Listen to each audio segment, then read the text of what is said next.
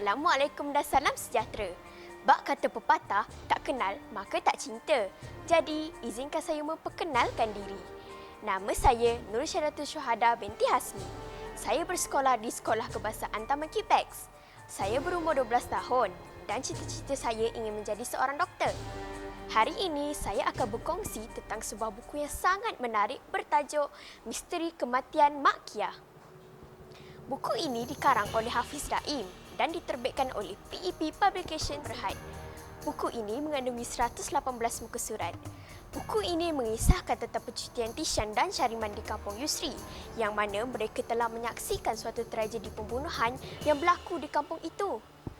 Kisahnya bermula dengan seorang penjual nasi lemak yang bernama Mak Kia. Nasi lemak Mak Kia memang terkenal di kampung itu dan sangat digemari Yusri dan rakan-rakannya. Atas kesungguhan Mak Kia telah dianugerahkan sebagai usahawan cemerlang tahun itu.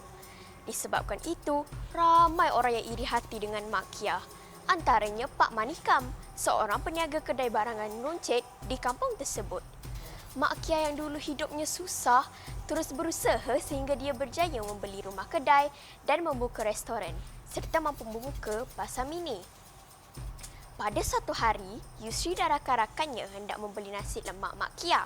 Setibanya mereka di sana, mereka dikejutkan dengan berita kematian Mak Kia. Kes ini diklasifikasikan sebagai kes bunuh.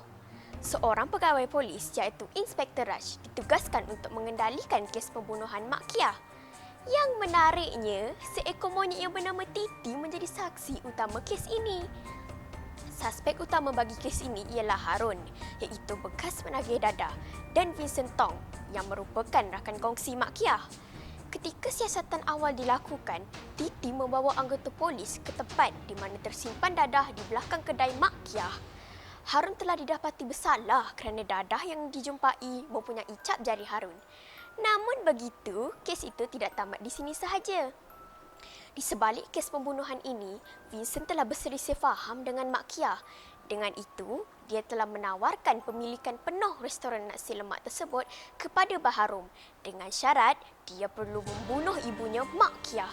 Sekiranya Baharum tidak membunuh ibunya, Vincent mengugut untuk melaporkan kepada pihak polis tentang pelibatan Baharum sebagai pengedar dan penagih dadah. Daripada diheret ke tali gantung, Baharum bersetuju dengan syarat Vincent di samping memiliki restoran ibunya itu. Pada hari kejadian, restoran Mak Kia telah didatangi Pak Manikam. Disebabkan iri hati, Pak Manikam berniat untuk membunuh Mak Kia. Namun, ketika dia tiba di restoran Mak Kia, dia telah mendengar pekikan Mak Kia. Ketika itu, Harun juga tiba pada masa yang sama untuk merompak Mak Kia dan Baharum yang turut berada di situ pula menikam Mak Kia. Kejadian itu disaksikan monyet yang bernama Titi dan akhirnya disebabkan terkejut, Pak Manikam telah mencederakan Titi.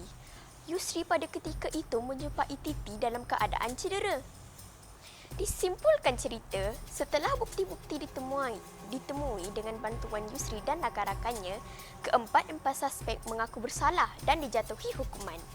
Itulah akibatnya apabila hati dibaluti perasaan benci, iri hati dan tamak haloba. Apatah lagi apabila fikiran telah dikuasai dadah. Manusia mampu bertindak kejam tanpa mengenal darah daging sendiri.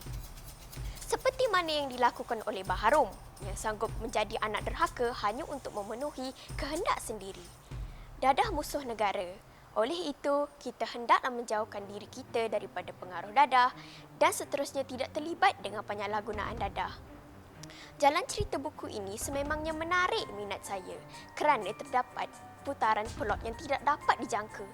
Namun begitu, pada pendapat saya, ada sedikit kekurangan di dalam buku ini, iaitu grafiknya yang terlalu sedikit dan tidak berwarna. Sekiranya diletakkan lebih lagi gambar-gambar berwarna, pembaca dapat merasakan pengalaman berada di tempat kejadian. Akhir sekali, ingin saya katakan bahawa buku ini sangat bagus dari segi jalan ceritanya dan mudah difahami. Sekian, terima kasih.